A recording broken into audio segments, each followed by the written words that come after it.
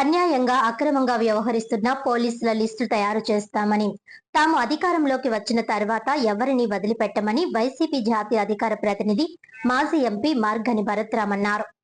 రాజమండ్రిలో వైసీపీ జాతీయ అధికార ప్రతినిధి, మాజీ ఎంపీ మార్గని భరత్రామ్ మీడియా ప్రతినిధుల సమావేశంలో మాట్లాడారు.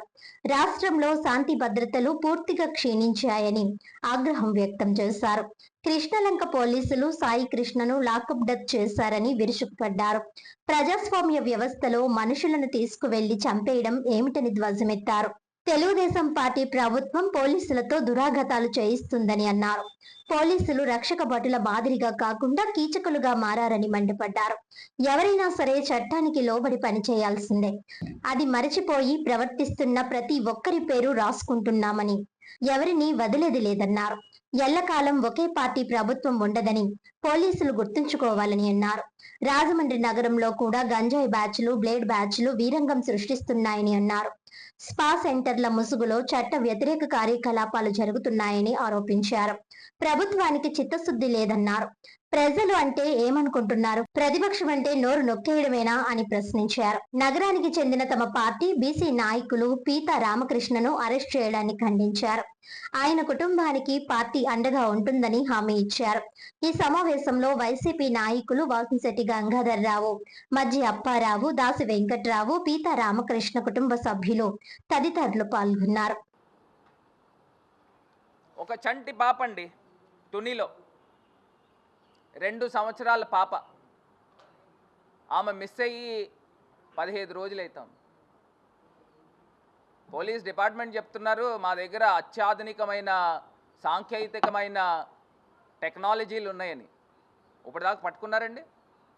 తుని అంటే హోమ్ మినిస్టర్ పక్క కాన్స్టిట్యున్సీ. ఆవిడ మేకప్ల గురించి ఉప ముఖ్యమంత్రి, రాష్ట్ర ప్రభుత్వం స్పందిస్తారు కానీ లాకప్ డెత్ అయ్యింది, హత్యలు చేశారు, ప్రభుత్వ తాలూకా హత్యలు చేశారు, ఆత్మహత్యలు ప్రభుత్వం వలన ఆత్మహత్యలు చేసుకున్నామని సెల్ఫీ వీడియోలు తీస్తున్నారు, వీటిపైన స్పందించరండి. ఏంటండి ఇది? ఇంత అన్యాయమా?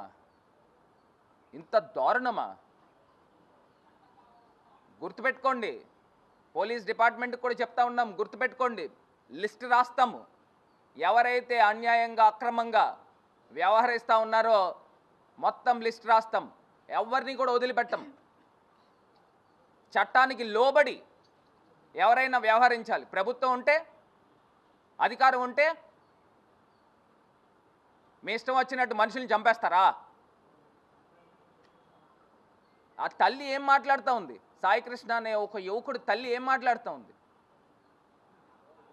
సెటిల్మెంట్లు చేస్తున్నారంట. జరిగిపోయింది, ఈ డబ్బులు ఇస్తారు తీసుకోండి అని చెప్పి పోలీస్ డిపార్ట్మెంటు, జనసేన నాయకులు, తెలుగుదేశం పార్టీ నాయకులు వచ్చి దీన్ని ఇక్కడతో కామప్ చేసేయండి,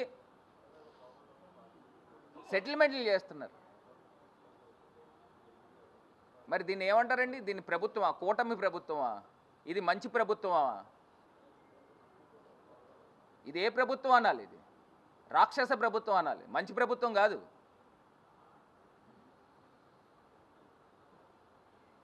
దీన్ని ముమ్మాటికి కూడా ఆంధ్ర రాష్ట్ర ప్రజల ముందు పెడతా ఉన్నాం. ఈ చంద్రబాబు నాయుడు గారి యొక్క కుటిల బుద్ధి ఏంటనేది ఇవాళ అర్థమవుతా ఉంది. ఇంగ్లీష్లో ఒక సామెత ఉంది, justice delayed is justice denied. అంటే ఏదైతే వీళ్ళకి జరగాల్సిన న్యాయము ఎప్పుడైతే డిలే చేస్తున్నారో ఆ యొక్క న్యాయము నిరాకరించినట్టే దానికి అర్థం.